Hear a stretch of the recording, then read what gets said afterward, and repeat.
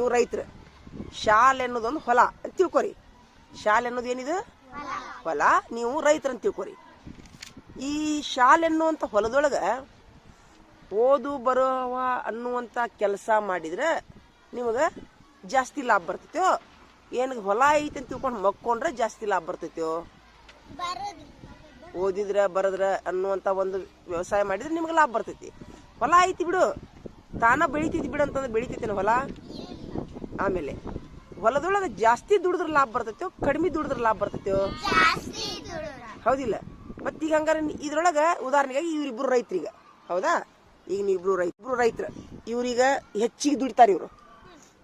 ಇವರು ಇದ ಹೊಲದಾಗ ಅದಾರ, ನೀವು ಇದ ಹೊಲದಾಗದಿರಿ. ಇವ್ರಿಬ್ರು ರೈತರು ಹೆಚ್ಚಿಗೆ ದುಡಿತಾರ.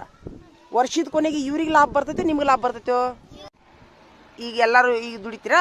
ಈಗ ಇನ್ನೊಂದು ಉದಾಹರಣೆ ಹೇಳ್ತೀನಿ. ನೀವು ಅತಿ ಶಾಣ್ಯರಾಗೋ ಮನಸ್ಸೈತೆ ನಿಮ್ಗೆ?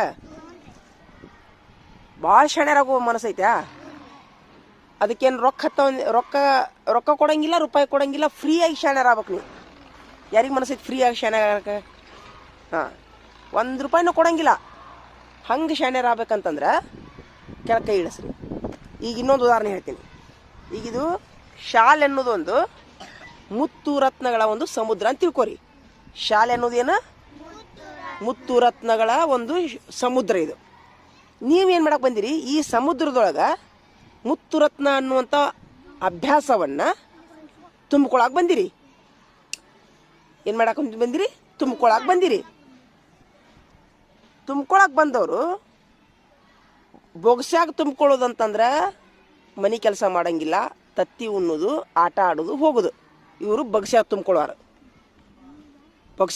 ಇವರು ತತ್ತಿ ಉಣ್ಣೋದು, ಬಿಸಿ ಊಟ ಉಣ್ಣೋದು, ಆಡೋದು, ಹೋಗೋದು. ಇವರು ಬೊಗಸ್ಯಾಗ. ಕೊಡದಾಗ ತುಂಬ್ಕೊಳ್ಳೋದಂತಂದ್ರೆ ಶಾಲ್ಯಾಗ ಟೀಚರ್ ಹೇಳಿದ್ ನೋಡುದಾ, ಬಿಸಿ ಊಟ ಉಣ್ಣೋದಾ, ತತ್ತಿ ತಿನ್ನೋದಾ, ಅತ್ತಾಗಿತ್ತಾಗ ಅಡ್ಡಾಡಿ ಹೋಗೋದು. ಇವರು ಕೊಡದಾಗ ತುಂಬ್ಕೊಳ್ಳೋದು. ಮುತ್ತುರತ್ನ ಅಂದ್ರೆ ಗೊತ್ತೈತಿಲ್ಲ?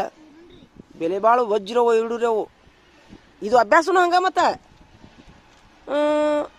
ಕೊಡದಾಗ ಬೇಡ, ನಾವು ಬ್ಯಾರಲ್ದಾಗ ತುಂಬ್ಕೊಂತೀವಿ ಅನ್ನೋರು. ಟೀಚರ್ ಹೇಳಿದ್ದಾನೆ ಮನೆ ಕೆಲಸ ಮಾಡೋದು, ಮನ್ಯಾಗೂ ಕೆಲಸ ಮಾಡೋದು, ಟೀಚರ್ ಹೇಳಿದ್ದಾನೆ ಚಾಚು ತಪ್ಪದೇ ಮಾಡೋದು, ದಿನ ಸಾಲಿಗೆ ಬರೋದು,